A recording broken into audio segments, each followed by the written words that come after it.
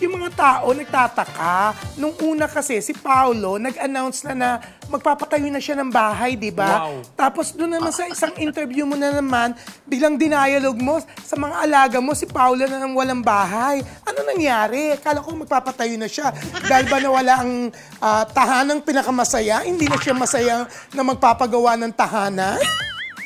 Hindi, kasi si Paolo kasi, ano yan, di ba? Doon nakatira sa nanay niya, doon sa family house nila. Oo. Oy, Siguro, parang feeling comfortable na sa doon sa bahay nila.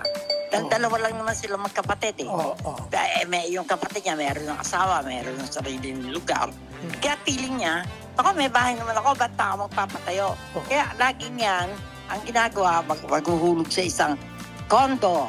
Sasabihin niya, ano niya na, yung tawag dito, bibiliin na niya yon. Mamaya, alam mo, ang daming na nga niyang nasayang sa mga hulog niya. Oo. Kasi pamaya, hindi na niya mababayaran. Inaano na naman, di ba? Sinisequester na naman uli yung kondo. Tapos wala na naman sa bahay. Balik na naman sa bahay ng nanay niya. Ganun lagi nangyayari dyan kay Paolo.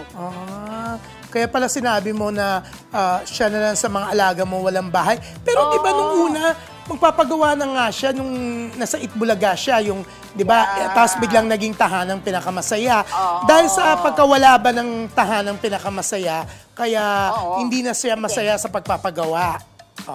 Hindi kasi, admitting ko naman, ang laki naman talaga ng binabayad sa kanya sa yung tahanang pinakamasaya. Malaki rin. Kaya malaki din ang nawala sa kanyang income. Kaya siguro tinamad na naman. Back na naman sa bahay ng nanay niya. Ganun lagi ang ni Paolo, ang buhay.